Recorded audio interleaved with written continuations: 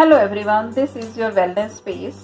Thank you for watching my videos. If you are new to this channel, please press the subscribe button and hit the bell icon. आज सबसे पहले मैं आपसे ये जानना चाहूँगी कि क्या आप अक्सर बहुत चिंता करते हैं, एंग्जाइटी में आ जाते हैं, लो, सैड या डिप्रेस्ड फील करते हैं। तो सबसे पहले हम समझेंगे कि हम ऐसा फील ही क्यों करते हैं और फिर हम एक स्ट्रैटेजी को देखेंगे कि हम इसके लिए क्या कर सकते हैं सो दैट कि हम ज़्यादा अच्छा फील कर सकें। तो एक्चुअली क्या है, हम जैसा अक्सर सोचते हैं हम वैसा ही अक्सर फील करते हैं।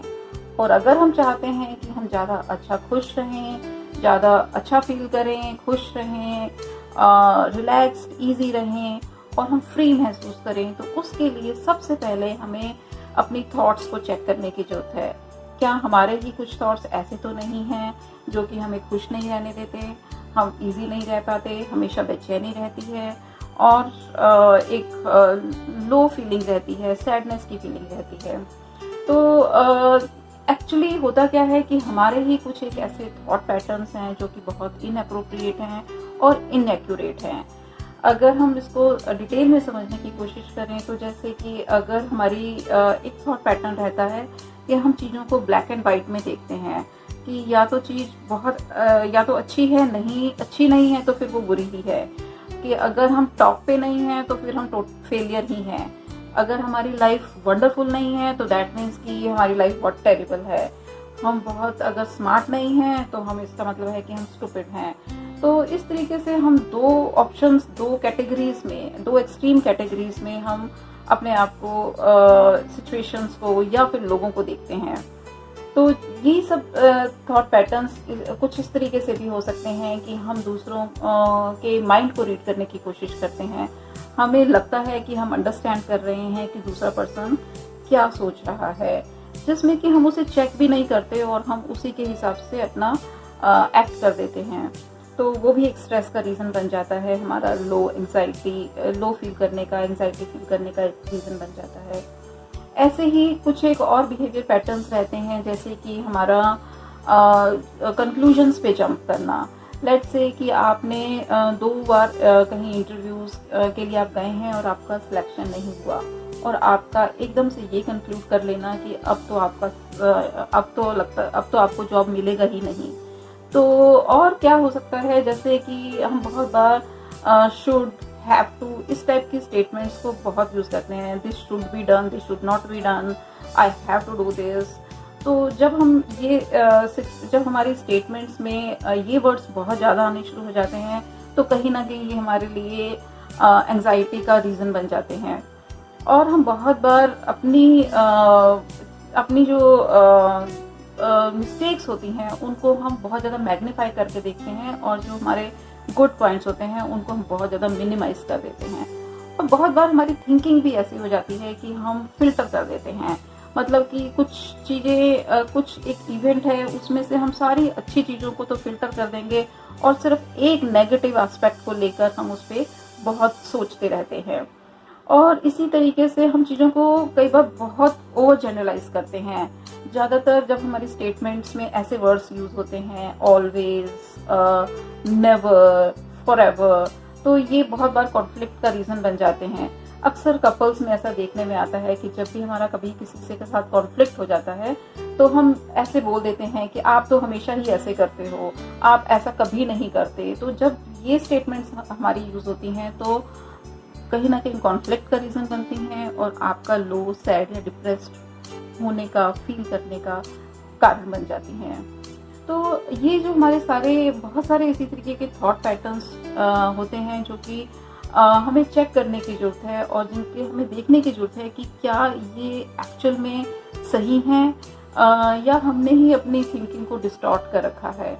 तो अब हम देखेंगे कि किस तरीके से हम कुछ एक सिंपल स्टेप्स को फॉलो करके अपने थिंकिंग पैटर्न को चेंज कर सकते हैं so that these thinking patterns becomes helpful for us. First step would be to hit the pause button. जैसे ही आप बहुत कोई नेगेटिव इमोशन को फील कर रहे हैं, आप बहुत गुस्से में हैं, आप सैड फील कर रहे हैं, आप बहुत ही लो फील कर रहे हैं, तो तुरंत आपको उसी टाइम आपको पॉज करना है और आपको अपने आप से क्वेश्चन करना है, what is going on here.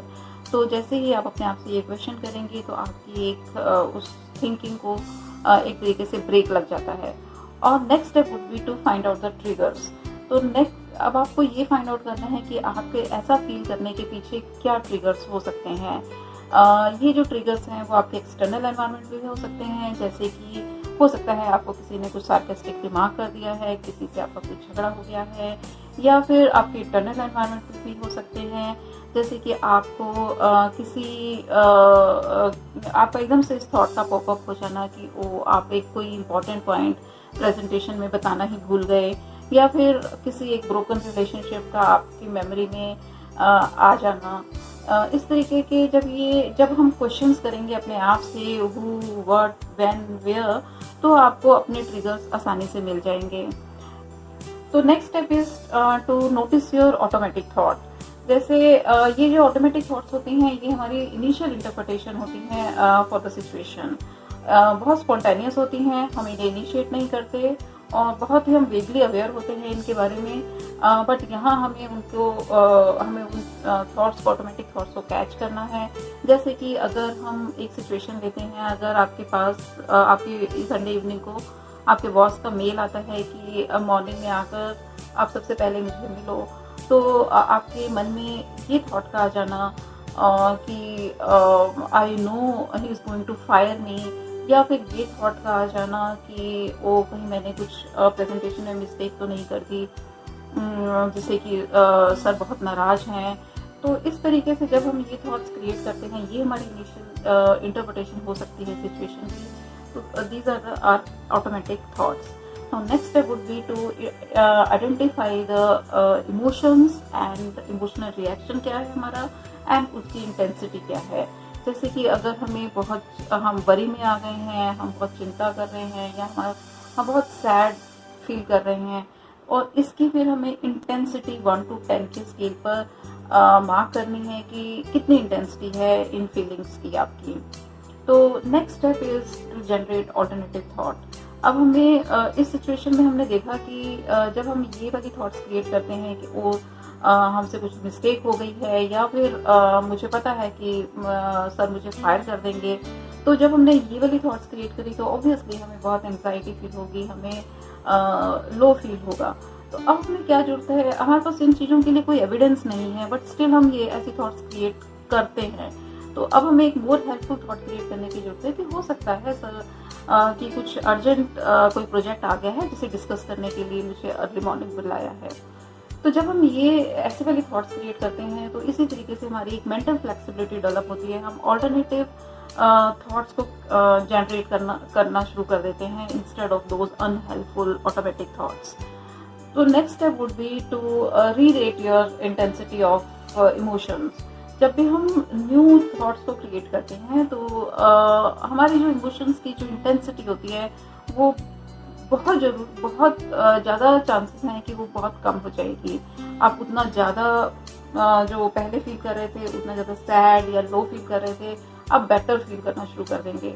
और इसे हमें फिर से 1 to 10 के स्केल पर रेट करना है, सो दैट कि हमें पता चले कि जब हम ऐसा रेट करेंगे तो हमें बहुत रिवॉर्डिंग सा लगेगा, हमारे लिए एक रीइंफोर्सर ये वर्क करने वाला है।